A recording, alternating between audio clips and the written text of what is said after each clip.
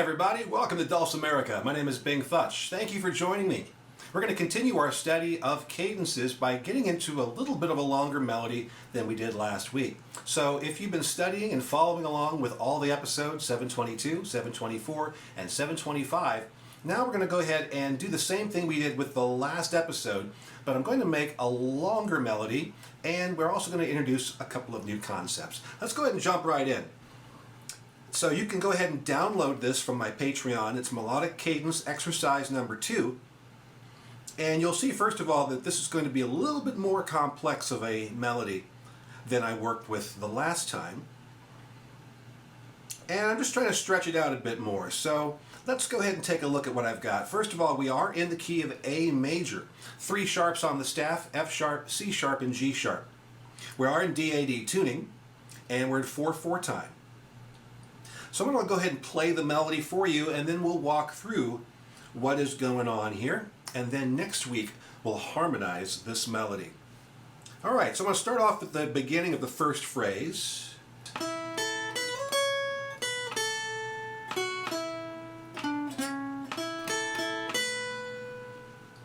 All right, so that's the first phrase. Let's analyze this.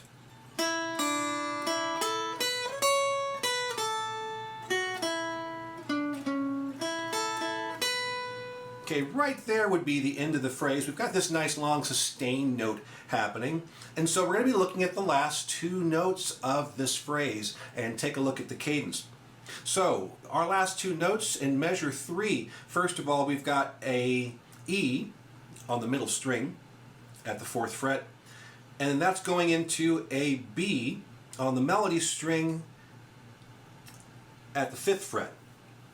So we are in the key of A, so the E is the 5, the 5th note of the scale, and B is the 2nd note of the scale. So what do we know about that? Going from the 5 likes to go home to the 1. But if the 5 goes anywhere but the 1, it's a deceptive cadence. It's meant to be a bit misleading, but it does sound like a musical question, like it's not quite restful, it's restless. There's something more to say. I'll play it one more time here.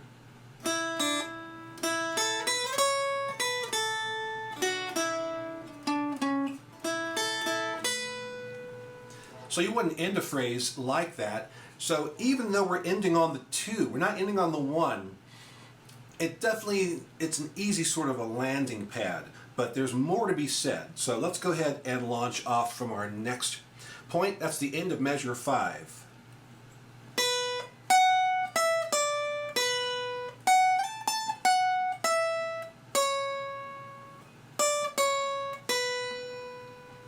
All right. So there's our second phrase.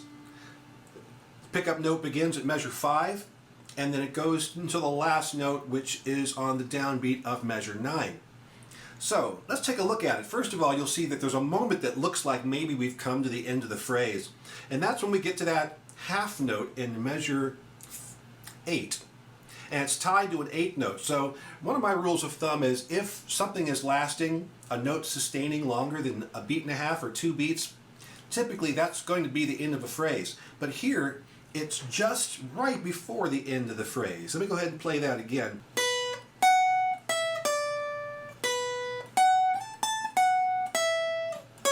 Hold. And then it jumps along and does a little extra something there at the end. So let's take a look at our last 2 notes and see what the cadence is.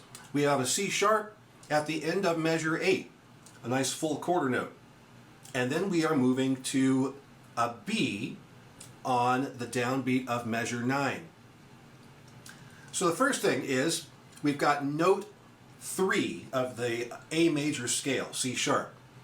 And then we've got note 2, once again going to a B, and that's the 2nd note of the A major scale.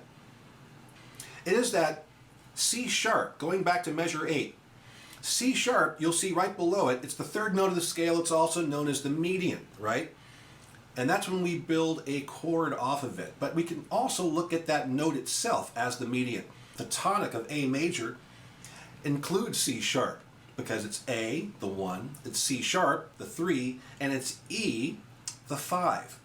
So that C sharp, even though we're not playing a C sharp minor chord, even though we're not playing anything that starts with a C sharp, if we play that note, we can think of it as belonging to the tonic category, the tonic group.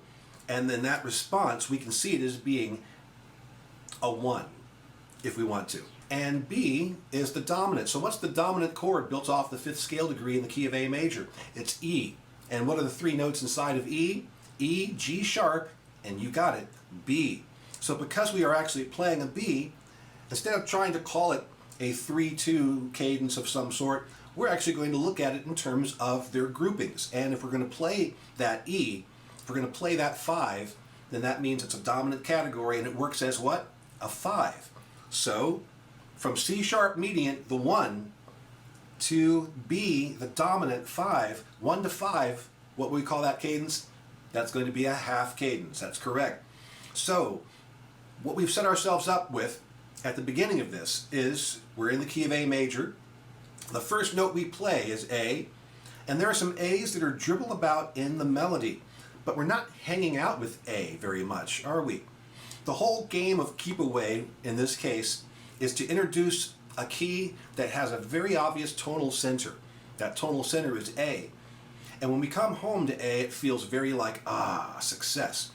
And the longer we spend time away from A, the more tension there is and the more desire there is to finally come home to A. So what I'm doing is I'm playing keep away. I'm basically trying to keep the melody from hanging out with A too much so that when we finally do come home to A, it pays off. So let's go ahead and take a look at how that's going to happen.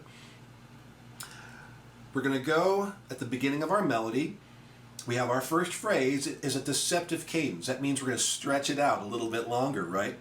We do our next phrase, and that ends in a half cadence. That means that we are stretching it out even more. So let's go ahead and continue from there and see where we go next. We're at measure 9, taking our pickup notes going into measure 10.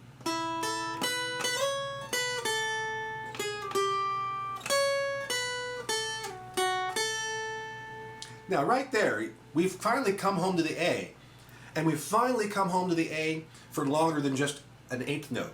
We're actually there for 2.5 beats in measure 12. Now notice I've got written down there, skate across the tonic, and that's because even though we finally hit A and we have this sense of, there it is, I just want to touch it long enough and then do something different with it. So I'm going to set you up for something a little bit differently, and let's take a look at our notes.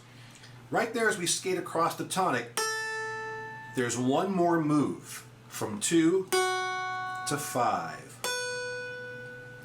All right, so the first note is F sharp. That's the 6th note of the A major scale, and then we end up at B, which is the 2nd note of the scale. Take note that we actually are going up from F sharp to B, so even though it's the 2nd note of the scale, by going upwards to it, we're actually playing it outside the octave, which means we're playing a 9. A 9 is basically the 2nd note of the scale, but outside the octave. So since we're already leaving from 6, then this would be outside the octave, and that's going to have a different effect on some of our harmonies when we're grouping them together in a chord. Nonetheless, what we've got there is an open cadence. Very, very simply, just like the last one, if we read it literally, it's just an open cadence, and that means it's not closed, but it's not official in being a deceptive cadence or a half cadence. It's just an open cadence. Now, we can call different cadences by their grouping. Mediant cadences and subdominant cadences, dominant cadences. We can also refer to them in other ways too, but that's another way of signifying what kind of move we're making, either melodically or harmonically. So what's happening here is we're playing this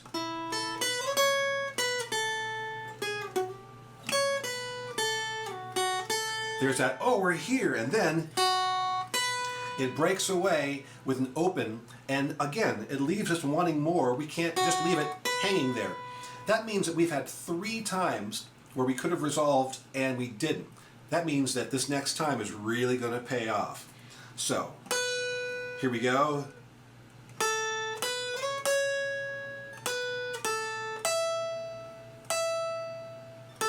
And boom, finally we get our resolution.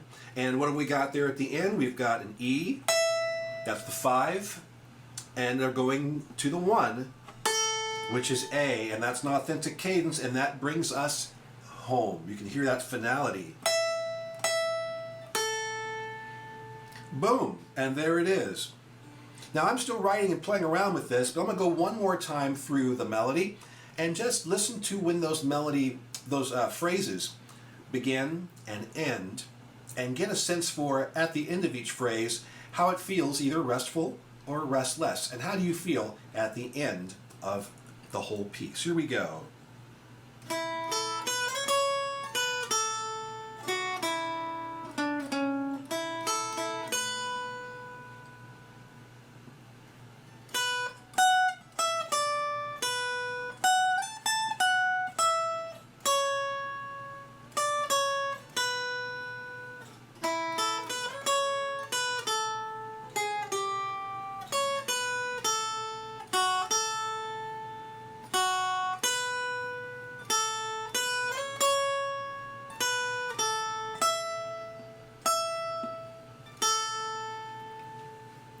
All right, I might push a couple of things this way and that way, but I'm not going to change the notes. I might change some of the flow of the notes, but I don't think I will actually. And here it is. That is melodic cadence exercise number 2. Now next week, I'm going to harmonize this same melody, and instead of going like we did last week, which is follow along with the melodic cadences and echo those, I'm actually just going to go ahead and take it to where I would like to do the harmonization for this particular piece. I got some really fun surprises in store, especially right there at measure 12. And you'll find out next week why I wrote this in the key of A major, just for that effect that's going to happen there in that measure. So thank you, everybody. If you have any questions, drop me a line at bigfutch@yahoo.com, and we'll see you next time. Take care.